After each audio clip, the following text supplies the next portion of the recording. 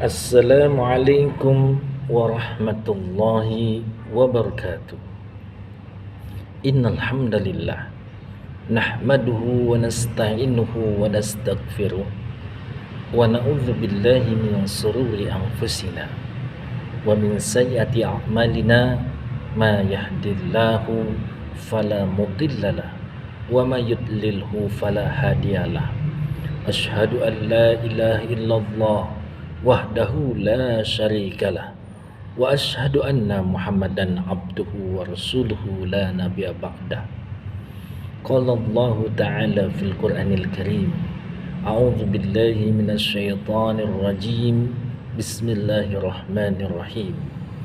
Ya ayyuhalladzina amanu ittaqullaha haqqa tuqatih wa la tamutunna illa wa antum muslimun. Sadaqallahul azim wa sadaqallahul maulanal karim. Segala puji bagi Allah yang senantiasa kita minta ampun kepadanya. Segala puji bagi Allah yang senantiasa kita minta tolong kepadanya. Segala puji bagi Allah yang senantiasa kita berlindung kepadanya dari buruknya amal perbuatan kita dan dari buruknya sifat-sifat dasar yang kita miliki. Maka barang siapa telah diberi petunjuk oleh Allah, tidak ada satu kekuatan pun yang mampu menyesatkannya. Dan barang siapa telah disesatkan oleh Allah, maka tidak ada satu kekuatan pun yang mampu memberinya petunjuk. Salawat serta salam tidak lupa kita panjatkan kehadirat Allah Subhanahu wa ta'ala, agar Allah limpahkan pada baginda Nabi besar Muhammad sallallahu alaihi wasallam beserta keluarganya, beserta para sahabatnya yang kita sebut generasi tabi'in, dan generasi pengikut sahabat yang kita kenal dengan generasi tabi'in, sampai generasi kita dan anak cucu kita yang senantiasa berpegang teguh pada nilai-nilai dakwah dan nilai-nilai keislaman. Usikum wa nafsi bitaqwallah faqad fazzal muttaqun. Sebagai khatib, saya tidak akan lupa dan tidak akan bosan-bosan untuk berwasiat takwa. Wasiat takwa ini saya tujukan bagi diri saya sendiri dan bagi para jamaah sekalian. Mari sama-sama kita tingkatkan kualitas keimanan kita dan kualitas ketakwaan kita pada Allah Subhanahu wa ta'ala dengan cara menjalankan apa-apa yang Allah perintahkan dan menjauhi apa-apa yang Allah larang. Hadirin yang dirahmati oleh Allah, izinkan pada kesempatan kali ini saya membawakan materi terkait tentang hikmah ataupun manfaat daripada kita melaksanakan Shaumus Syawal. Tujuan kami tidak lain dan tidak bukan memotivasi bagi kaum muslimin dan muslimat yang saat ini belum melaksanakan puasa Syawal. Mudah-mudahan dengan mendengarkan kajian ini, mudah-mudahan kita termotivasi untuk melakukan puasa Syawal. Yang pertama adalah hikmah daripada puasa Syawal tersebut adalah mendapatkan pahala yang senilai dengan 1 tahun berpuasa. Dikatakan dalam hadis rawahul Muslim, riwayat Muslim, man shoma ramadhana thumma atba'ahu sittan min syawalin kana kasyamid dahri. Rawahul Muslim. Artinya man shoma barang siapa man shoma Ramadan, barang siapa berpuasa Ramadan, summa kemudian atba'ahu diikuti sittan 6 min syawalin, 6 hari dari bulan Syawal, kana adalah kasyamid dahri, seperti dia berpuasa selama 1 tahun. Padahal ada hadis yang ada hadis dari riwayat Imam Bukhari mengatakan, man shoma yauman fi sabilillahi ba'adallahu wajhahu 'anil nar 70 kharifan. Baginda Rasulullah pernah bersabda, barang siapa yang shauma yauman, puasa 1 hari saja, fi sabilillah, di jalan Allah, ba'adallahu, maka Allah akan jauhkan wajahnya anin nar, dari neraka, sab'ina kharifan, 70 tahun lamanya. Masya Allah. Kalau seandainya kita berpuasa 6 hari dinilai dengan 1 tahun, berarti 70 dikalikan 360 menghasilkan angka 25.620 tahun kita dijauhkan wajah kita dari api neraka.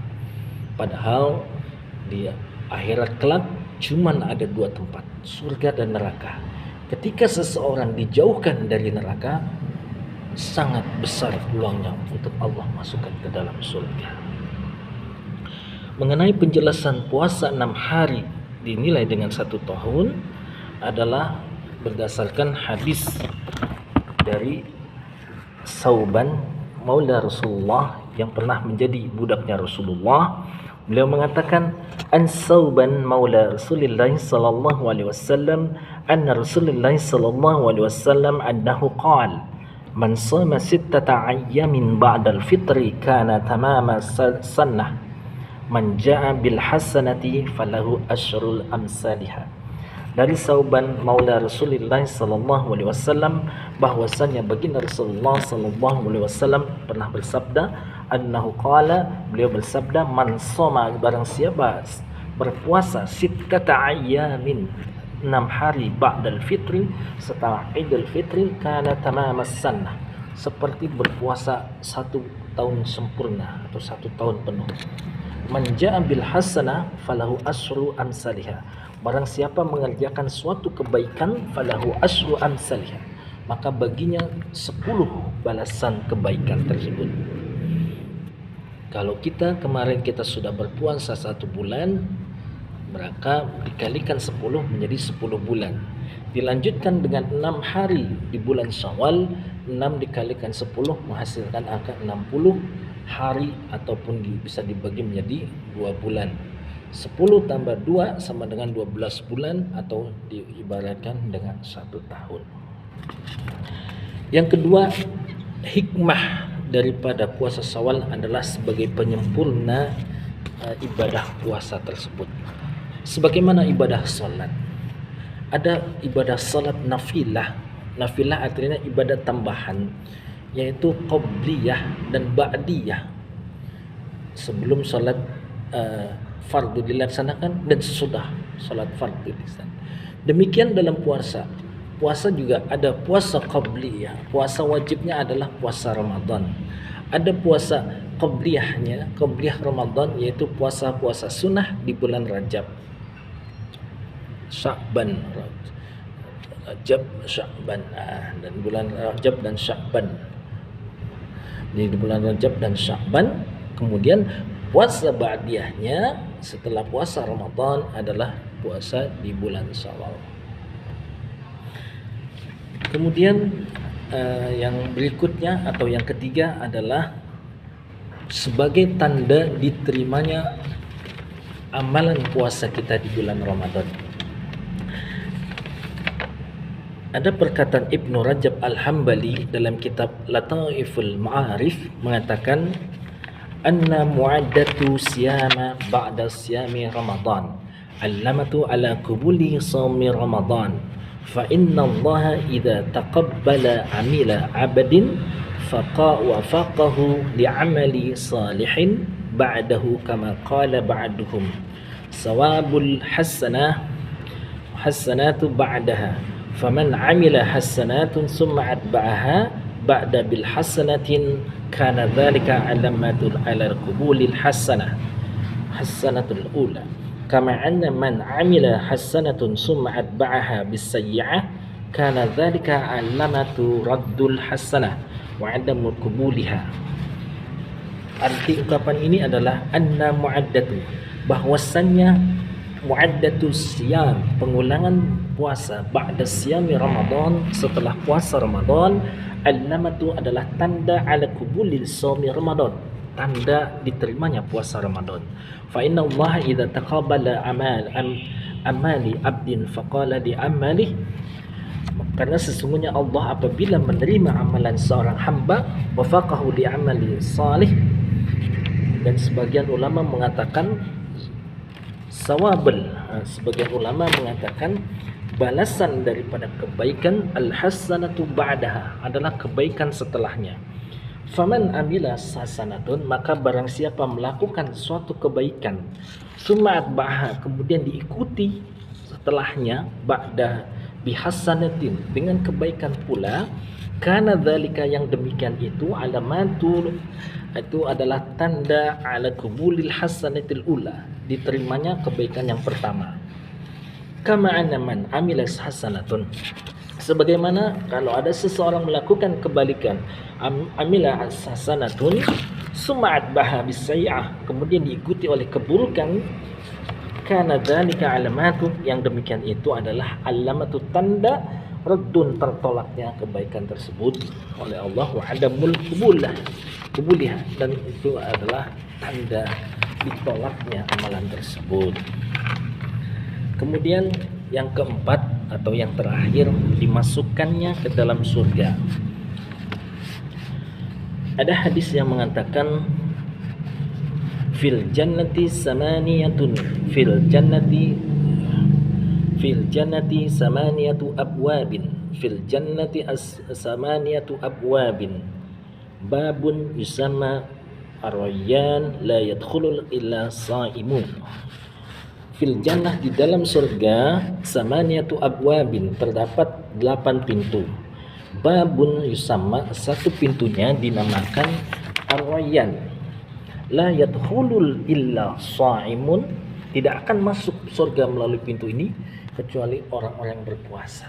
Jadi kalau orang berpuasa itu diizinkan Allah masuk surga melalui pintu namanya babur rayyan. Atau hadis yang juga terkenal dari Imam Bukhari, lisaimin farhatan, dua kegembiraan bagi orang yang berpuasa, yaitu farhatun inda fitrihi, yaitu kegembiraan pertama adalah ketika dia berbuka. Siapapun orang yang berpuasa pasti senang akan berbuka. Kemudian wa farhatun inda liqa'i rabbih, kegembiraan kedua adalah ketika bertemu dengan Rabbnya atau Tuhannya. Sedikit penjelasan tentang bertemu dengan Rabbnya adalah di akhirat nanti tempat ada 2, yaitu surga dan neraka. Penduduk neraka akan Allah hinakan sehingga Allah tidak mau untuk berbicara dengan mereka. Sedangkan penduduk surga Allah muliakan dan Allah senang sekali berbicara atau berbincang-bincang dengan penduduk surga. Penduduk neraka nanti pun terbagi 2, yaitu penduduk yang kekal di dalamnya dan penduduk yang sementara. Penduduk yang kekal adalah orang yang kafir, orang yang mengingkari kebenaran agama Islam. Kemudian penduduk yang sementara adalah penduduk yang di dalam hatinya pernah mengucapkan kata Allah. Bentuk kasih sayang Allah terhadap mereka nanti memerintahkan pada malaikat Zabaniyah agar mencari orang yang pernah mengucapkan namanya, kemudian dipisahkan, kemudian orang tersebut dimandikan di telaga Kausar, setelah bersih diizinkan untuk masuk surga.